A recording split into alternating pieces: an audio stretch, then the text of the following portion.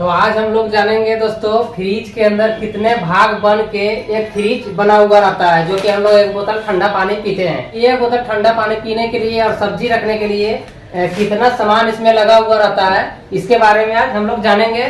Total parts से लेके checking तक हम लोग इस वीडियो में जानेंगे। तो चलिए शुरू करते हैं आपका टेक्निकल राहुल जी में। तो आइए इस वीडियो में जानते हैं। सबसे पहले सबसे मुख्य भाग जो होता है दोस्तों हम लोग के क्या होता है फ्रिज के अंदर, सबसे मुख्य भाग होता है कंप्रेसर, जो कि फ्रिज के हृदय बोलते हैं उसको। सबसे मुख्य भाग अगर वो नहीं रहा तो बाद बाकी फ्रिज का कोई वैल्यू नहीं रह जाएगा। तो सबसे मुख्य भाग होता है कंप्रेसर। तो सबसे पहले कंप्रेसर इसमें लगा हुआ रहता है। मुख्य भाग जो है वो कंप्रेसर है, कंप्रेसर। दूसरा भाग सेकेंडरी आ जाता है कंडेंसर, जो कि जाली जो हीट होता है वो कंडेंसर उसको बोलते हैं। तो कंडेंसर। तीसरा हो जाता है इवापोरेटर, जो कि उसके बिना भी ठंडा नहीं होगा। कंडेंसर के बिना अगर सोचिए तो किसी के बिना कोई काम नहीं हो सकता है। तो इवापोरेटर ये हो गया। इवापोरेटर कितना कूलिंग चेंबर भी बोलते हैं, आज जो इसमें जिसमें जमता है उसको इवापोरेटर हम लोग बोलते हैं। चौथा हो गया आपका थर्मोस्टेट, थर्मोस्टेट। पांचवा हो गया हम लोग का relay OLP, relay and OLP. उसके बाद हो गया छठा क्या, छठा हो गया बल्ब होल्डर। देखिए बल्ब भी रहता है, देखते हैं हमें दोस्तों जब गेट खुलता है, बल्ब एंड होल्डर, होल्डर। अब उसमें सबसे मुख्य भाग जो होता है मेरा कंप्रेसर हो गया। तो इसका चेकिंग कैसे करेंगे दोस्तों? तो सबसे पहले कंप्रेसर में 3 टर्मिनल रहता है, जो कि उसमें इलेक्ट्रिक भाग जब इसमें नहीं दीजिएगा कंप्रेसर नहीं चलेगा, तो मैकेनिकल भाग काम नहीं करेगा। जब तक इलेक्ट्रिक भाग मतलब लाइन न्यूट्रल उसमें जाता है तब उस जाके इसमें मैकेनिकल भाग एक गैस का प्रक्रिया संचार होता है, तब जाके इवेपोरेटर में ठंडा होता है। तो इतना भाग हम लोग के नॉन इन्वर्टर रेफ्रिजरेटर में सिंगल डोर में लग के एक फ्रिज तैयार होता है, तब जाके हम लोग उसी में इतना ही में हम लोग रिपेयर करते हैं। तो इसके बाद भी आ जाता है इससे पूरा दरवाजा हो गया, तो वो तो खैर है ही, लेकिन जितना पुर्जा इसमें लगा हुआ है दोस्तों, इतना भाग बन के एक रेफ्रिजरेटर में इवापोरेटर काम करना स्टार्ट कर देता है। तो एक और 7वां एक चीज आता है डोर स्विच होता है, जो कि बल्ब आप जैसे गेट खोलिए दरवाजा खोलते हैं तो बल्ब आपका जल जाता है, दरवाजा लगता है तो बल्ब बुझ जाता है। तो इसको बोलते हैं डोर स्विच, डोर स्विच। तो ये 7 भाग बन के हम लोग के एक रेफ्रिजरेटर नॉन इन्वर्टर तैयार हो जाता है। तो इन्वर्टर मॉडल का अलग हो गया दोस्तों, लेकिन हम इसमें नॉन इन्वर्टर का इसमें डायग्राम बनाया है, तो इसके बारे में हम लोग जानेंगे। तो सबसे पहले कंप्रेसर के बारे में जान लेते हैं। कंप्रेसर क्या है दोस्तों? कंप्रेसर एक ऐसा भाग है कि जैसे कंप्रेस मतलब एक तरफ से हवा खींचती है, दूसरी तरफ से हवा फेंकती है, उसको कंप्रेसर बोलते हैं। कंप्रेसर इसको कंप्रेसर मतलब इसमें इलेक्ट्रिक मैकेनिकल भाग दोनों बनता है। जब तक इसमें नहीं दीजिएगा तब तक इससे कंप्रेसर का कोई काम नहीं रह जाता है, तभी कंप्रेसर चलेगा, तभी इवेपोरेटर ठंडा होगा। तब इसके अलावा 7 आइटम के 7 पार्ट्स के अलावा एक चीज इसमें और नहीं रहेगा, तब भी ठंडा नहीं होगा। तो क्या ऐसा चीज है कि उसको भी हम लोग लगाते हैं। ऐसे तो देख लिया जाए तो कैपिलरी है, ड्रायर है, तो वो तो लगता ही है, लेकिन उसके अलावा भी तो सबसे मुख्य भाग हो जाता है। जैसे कि इसमें जितना सामान लगा हुआ है तो बिना गैस का ठंडा तो होगा नहीं दोस्तों। तो गैस इसमें कंप्रेसर के अनुसार और लीटर के अनुसार हम लोग डालते हैं रेफ्रिजरेटर के अंदर। तो इसमें टोटल भाग मिला के इसमें गैस भी उपयोग होता है इसमें, तभी टेम्परेचर को भाप बना के लिक्विड बदल के इवेपोरेटर में आइस जमता है। तो गैस भी डालना अनिवार्य हो जाता है।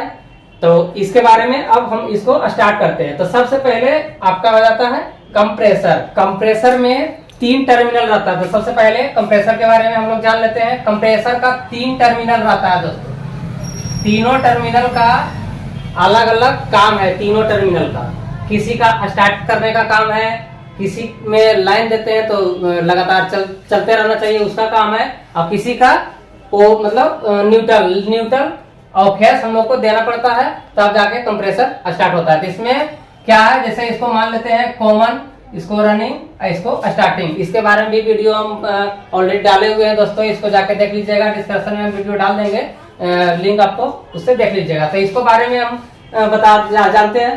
तो इस टर्मिनल में डायरेक्ट लाइन न्यूट्रल तो जाता नहीं है दोस्तों, तो इसमें हम लोग को क्या लगाना पड़ता है, रिले और OLP, जो कि रिले OLP एक ऐसा भाग है, OLP मतलब ओवरलोड प्रोटेक्टर। ओवरलोड प्रोटेक्टर अधिक हीट अगर ही होगा तो ये आगे सप्लाई जाना बंद कर देता है, इसको हम लोग बोलते हैं ओवरलोड प्रोटेक्टर।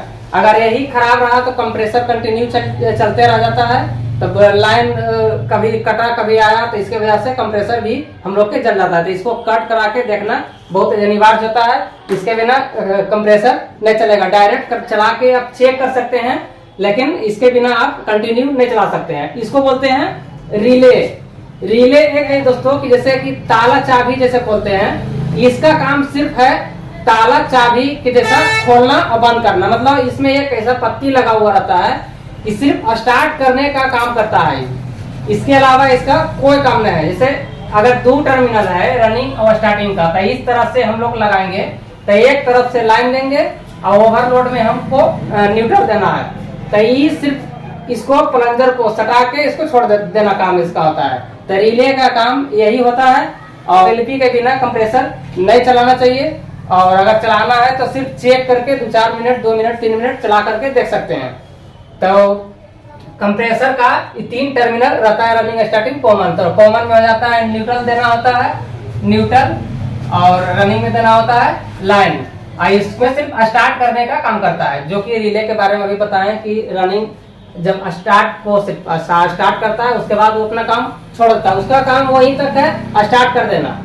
तो रिले, ओवरलोड और कंप्रेसर के बारे में हम लोग यहाँ पे जान गए। तो इसका चेकिंग भी हम वीडियो लिंक में हम दे देंगे दोस्तों। अब दूसरा आ जाता है कंडेंसर।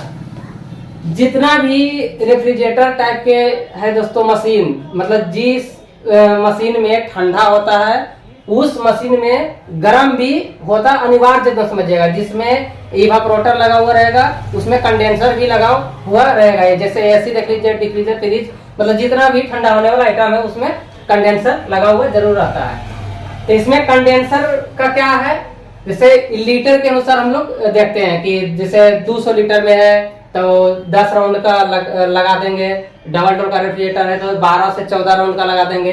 तो कंडेंसर भी फ्रेश होना चाहिए, और कंडेंसर इस तरह से रहता है। तो ये हो गया मेरा कंडेंसर जाली, जो कि देखिए ये जो है बना हुआ ये जाली है, ये जो है पाइप है मेरा, इसी से गैस संचार होता है, और इसमें जब ये हीट होता है तो भाप बना के फिल्टर के बाद से वेपर बना के लिक्विड में बदल देता है, और जब इवापोरेटर में ठंडा होना स्टार्ट करता है। तो कंडेंसर जब हीट नहीं होगा तब तक अंदर इवापोरेटर में ठंडा नहीं होगा, ये इतना मान के चलिए।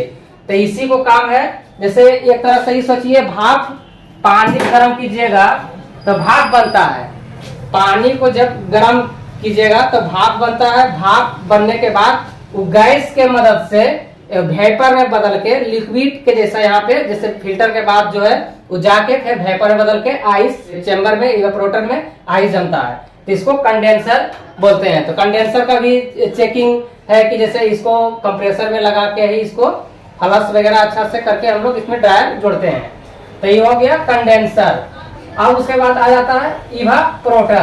तो ये इवापोरेटर कंडेंसर के बाद ड्रायर लगता है, ड्रायर के बाद हम लोग के कैपिलरी लगता है, उसके बाद इवापोरेटर से रिटर्निंग डायरेक्ट सक्शन कंप्रेसर में जुड़ जाता है। जो कि देखिए इवापोरेटर ये जितना आप लोगों को दिख रहा है दोस्तों, ये पूरा पाइप है, इसमें एक्यूमुलेटर भी रहता है। जैसे कि डबल डोर रेफ्रिजरेटर में देखिएगा एक फिल्टर टाइप के मोटा देता है डबल डोर इवापोरेटर में, लेकिन इस चैम्बर में यहाँ पे एक्यूमुलेटर ही दिया हुआ रहता है, जो कि जितना भी कण अगर ऑयल वगैरह चढ़ाया हुआ रहेगा तो गैस का पासिंग ऊपर से रहेगा, जो तेल टाइप के जो रहता है वो नीचे तरफ ढुल जाता है।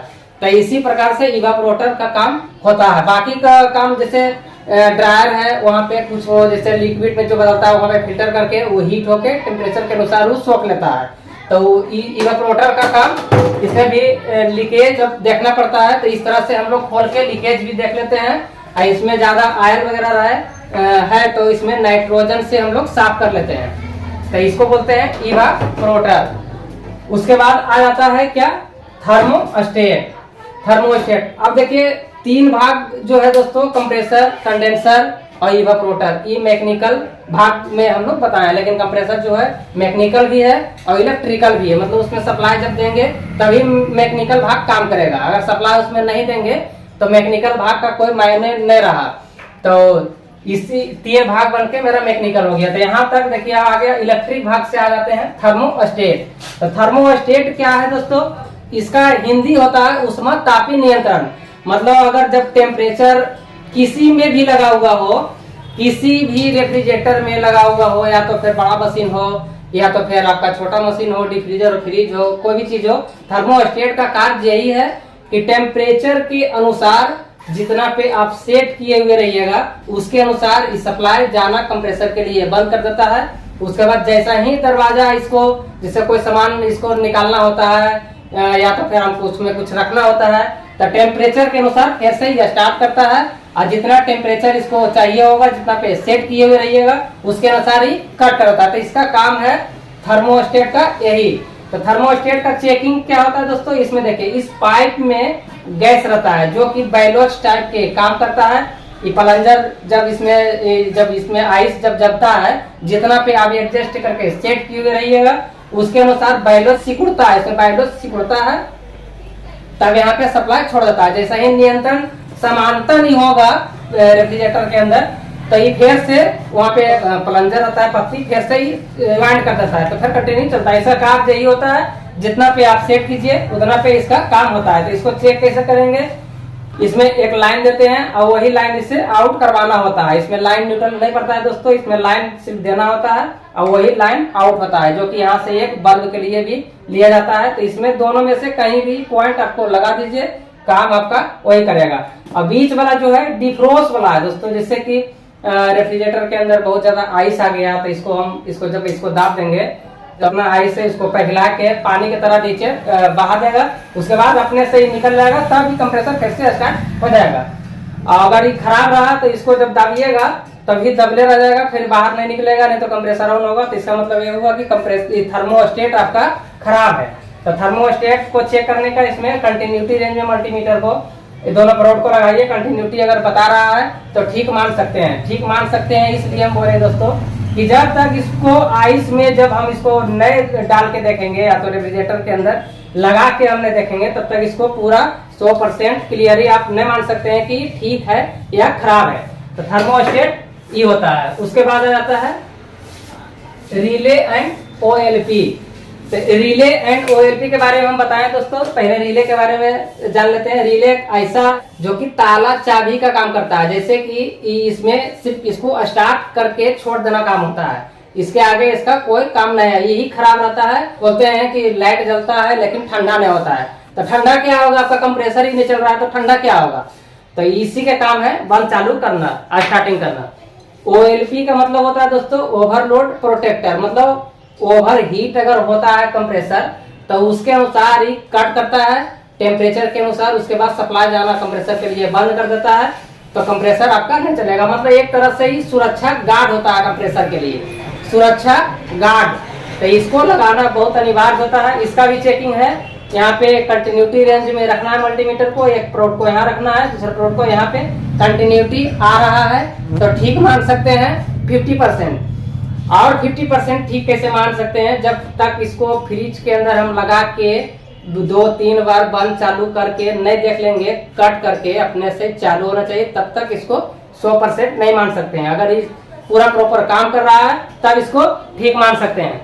तब हो गया रिले एंड ओएलपी के बारे में हम लोग जान गए हैं। उसके बाद आ जाता है बल्ब एंड होल्डर। बल्ब मेरा खराब रहा तब भी फ्रिज काम करेगा, बल्ब ठीक रहा तभी फ्रिज मेरा काम करेगा। ये देखिए आ जाता है होल्डर दोस्तों, ये देखिए बल्ब है, बल्ब में दो प्रकार का रहता है, जैसे कि एक मोटा गुना का है और एक पतला गुना का आता है। तो इधर के लिए हम लोग बल्ब लगाते हैं, दो लोग रहता है, सिर्फ ऐसे घुमा के हम लोग लगा देते हैं। लेकिन इसमें है गुना टाइप का, इसको टाइट करना पड़ता है। इसको जब टाइट करेंगे और उसके बाद जब चेक करना होता है तो इसमें हम डायरेक्ट लाइन न्यूट्रल देके हम इसको चेक कर लेंगे। तो चेक मेरा होल्डर भी हो जाएगा और बल्ब भी हो जाएगा। अगर ये बल्ब खराब रहा तो नहीं चलेगा, होल्डर ठीक रहा तब। अगर फिर से बल्ब आप चेक कीजिए, उसके बाद आपका इसको चेक करने के लिए क्या है, यहाँ पे देखिए लाइन न्यूट्रल दोनों जाता है। ये तो देखिए लाइन है और एक न्यूट्रल है। तो इसको जैसे ही हम लोग देंगे तो इसमें जल जाना चाहिए। तो बल्ब होल्डर का काम यही है। उसके बाद आ जाते हैं क्या, डोर स्विच के बारे में हम लोग जान लेते हैं। डोर स्विच यही बल्ब का एक भाग है दोस्तों, कि जैसे थर्मोस्टेट से एक स्टेट में लाइन आया हुआ रहता है बल्ब होल्डर में, जो कि न्यूट्रल इससे इन आउट करवाते हैं। जब इस डोर को जब इसको ऑफ करेंगे तब तो बल्ब ऑफ होगा। जब जैसे ही गेट खोलेंगे तो ये उठ जाएगा, तो बल्ब के लिए न्यूट्रल जाना छोड़ देगा। इसलिए कि फेस इसमें डायरेक्ट जा रहा है थर्मोस्टेट से, और न्यूट्रल इसी से हम लोग के आता है। तो यहाँ पे एक बल्ब जो 2 पॉइंट दिया हुआ रहता है, इसी से इन और इसी से आउट करवाना होता है।